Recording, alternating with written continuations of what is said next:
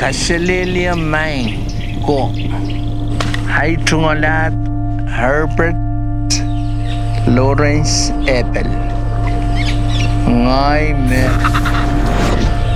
Uya Spell Nan Madol Until now I am the king.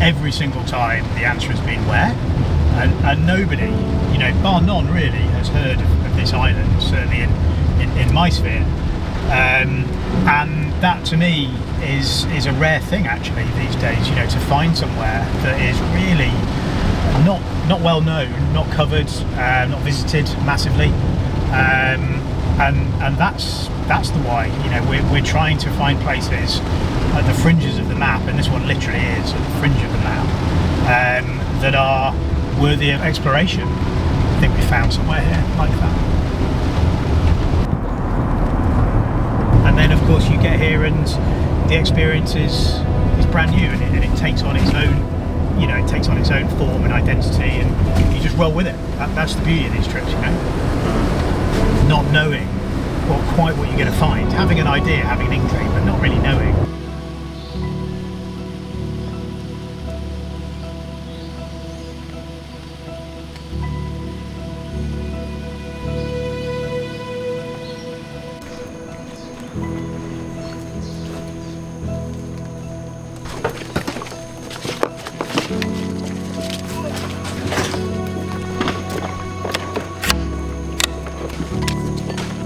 Our goals for this expedition were deceptively simple. Firstly, complete a kayak circumnavigation of Pohnpei Island. Secondly, visit Nan Madol. And finally, try and avoid the rain.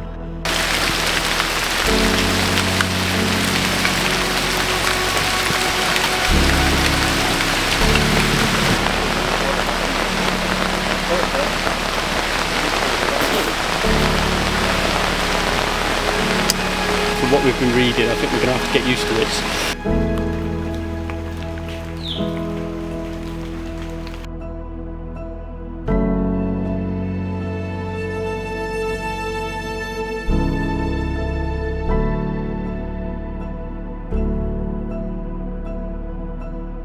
Pohnpei is Pei Sarawing.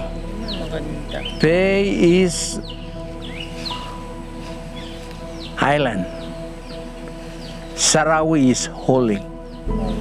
So this bay, the construction of Pohnpei is holy. It is believed that it's well engineered, constructed. They first constructed the reefs. Then inside the reefs, we have the lagoons. Inside the lagoons, we have the mangroves. Inside the mangroves, we have the soiled rocks.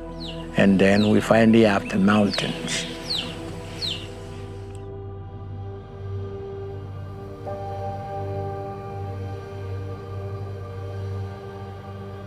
I don't want to just get stamps on a passport. To me, the purpose and the meaningfulness is in the mere fact that you're doing something that's not obvious. It's seeing different things, experiencing different things. Yeah.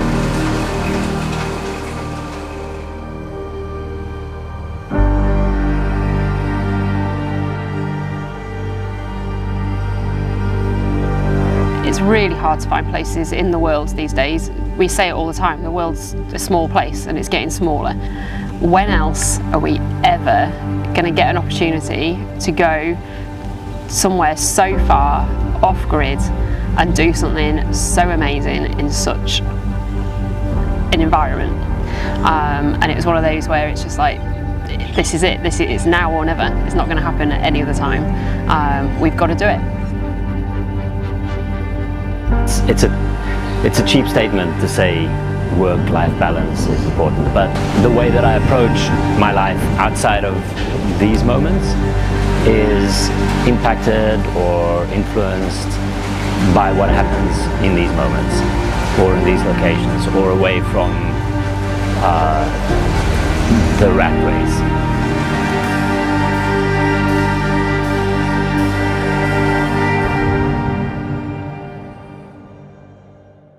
Speaking to some locals, they were like, "Oh, what are you doing? What are you doing on our islands? Why have you come here?" So you try to explain to them that we're going to kayak around their paradise island, and they're like, "You're going to do what? You can't do that. That's not possible to do that."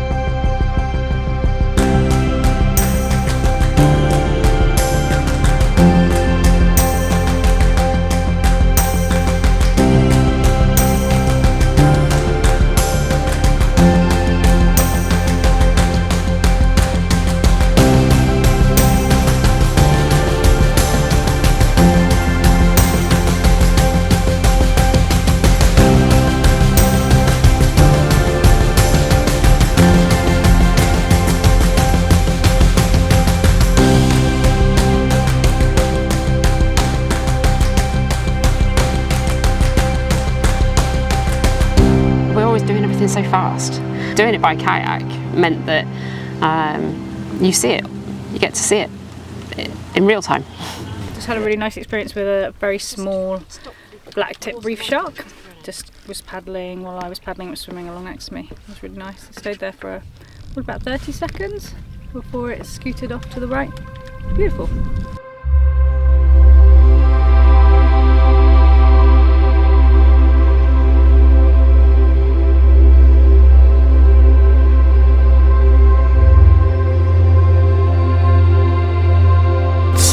Really nice in this lagoon, just all the way around so far seems to be just idyllic for kayaking, I think. We'll come down, come along here, and then our little island just off the map. Yeah. On the outside of the lagoon there's a couple of little islands, and one of the islands we are staying on has jetty, little forest. We're hoping that we'll have really nice trees for hammocking and some flat ground, and yeah, hopefully there's a nice breeze coming through there that will be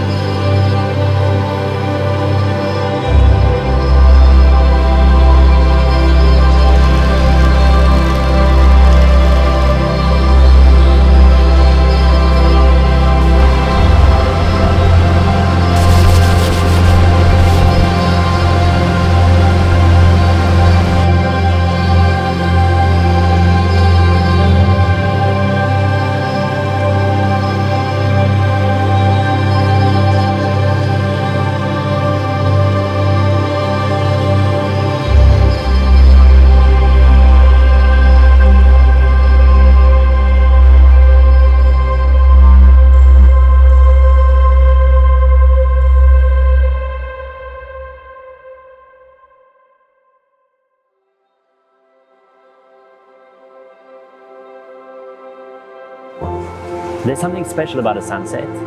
It gives me some time to just be lost in my own thought, things that are important to me, people that are important to me, and have them be kind of there and present with me, or me being present with them, but in that setting. I like getting lost in my own thoughts and meditating on the location, meditating on what it is that we're experiencing. So to me, that's kind of what I look forward to.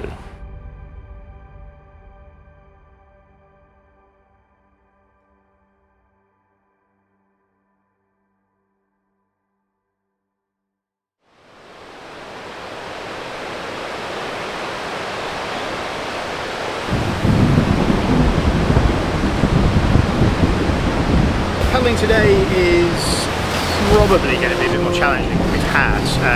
We've sort of come onto the more exposed side of the island. You know, we're sort of open to the trade winds down here, and we've had some quite nice kind of reef protected sections, kind of lagoon sections, etc.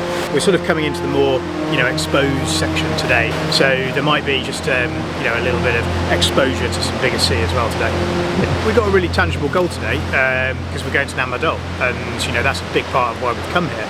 You know, we're circumnavigating the islands, but Nan Madol is the archaeological site here that is, you know, it's really, really unique, really fascinating. You know, not many people know anything about it.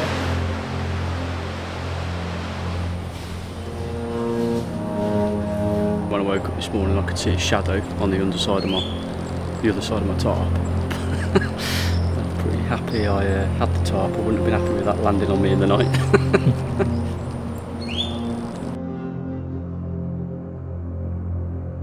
There's some little black-tip reef sharks circling some fish out just in the bay next to where we camped last night. It's awesome. You can see the little black tip as they're swimming around.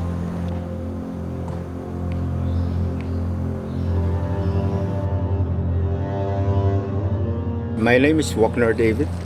When I was in high school, we did canoe around the island with a group of young people, young boys, and we call it Aramascap, and it's hard work to paddle around it, but it's 4 of us. But I found out that you guys only come here by individually, 1 on each kayak, so you guys are so brave.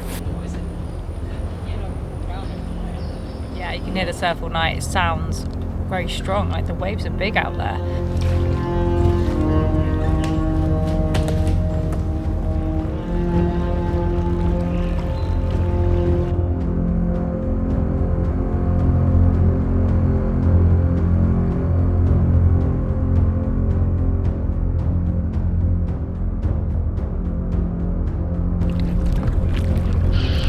Jim, winds are picking up considerably. We should head inland to get more shelter. Over. This was a tide that we needed to get right.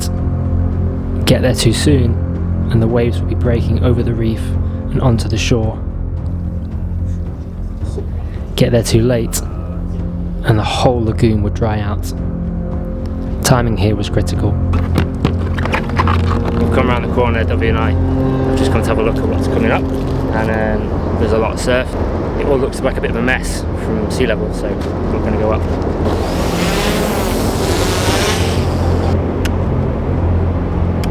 So looking ahead, Nan Madol, isn't it? That's Nan Madol on the spit, so it looks like if we stay quite close in, it's good all the way. Fingers crossed.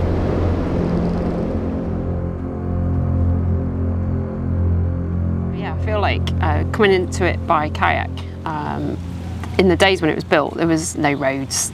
People didn't use the land, they used the sea to get around.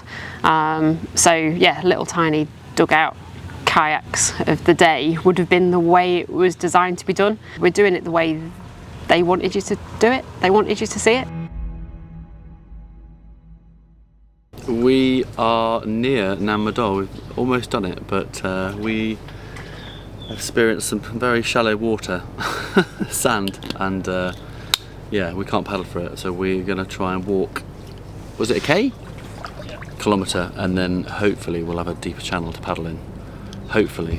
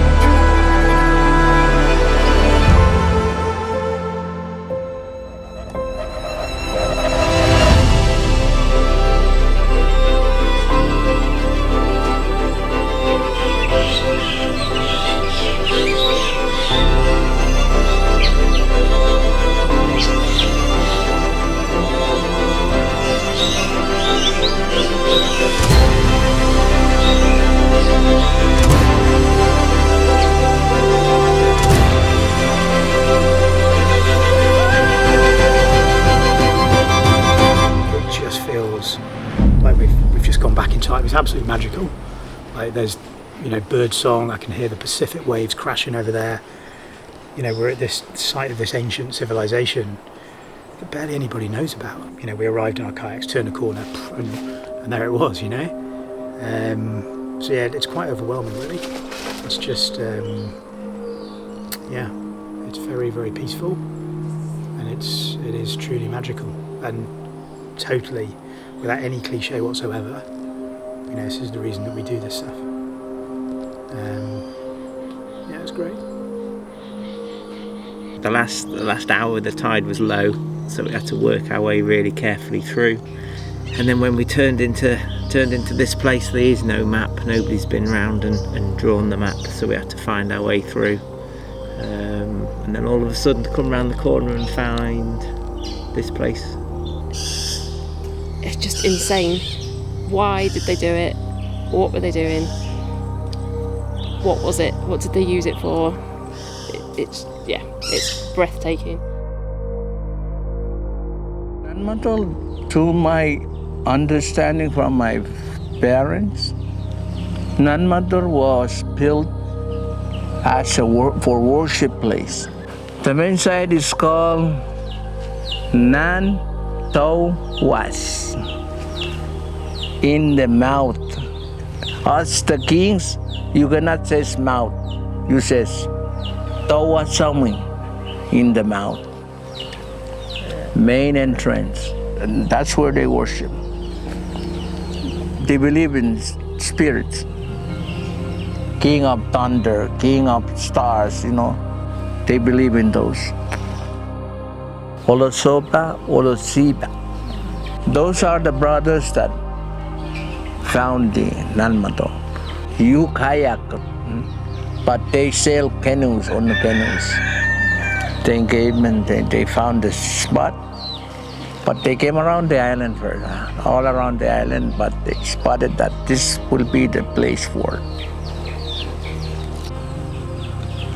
So many stories, so many beliefs. Those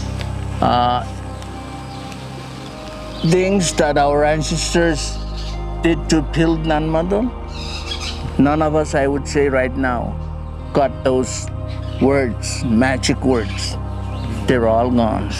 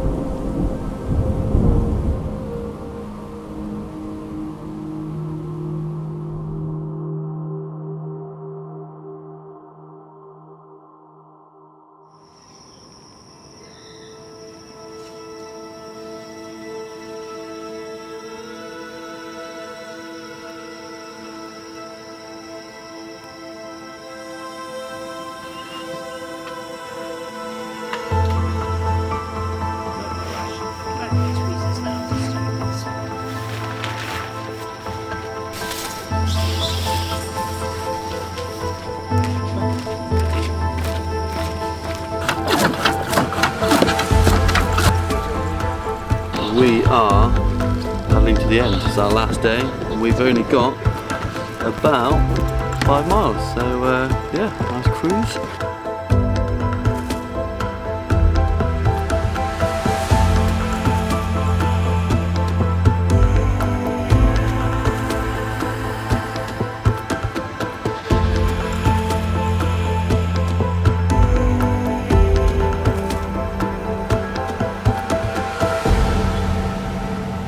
When you're finished and you go back to reality.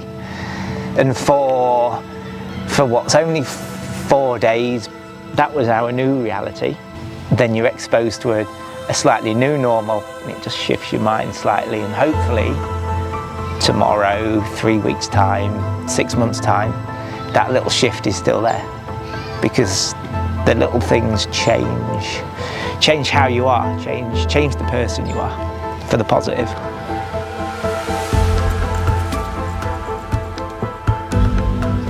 I sat 50 metres away from the finish line, thinking about just thinking about staying there. I don't think I was ready. So I sat there for a little bit, and I still don't think I'm ready. But that's what makes you try and find the next one, the next buzz. Good job, yeah. Thank you, Abby. It was tough, but good. We did it.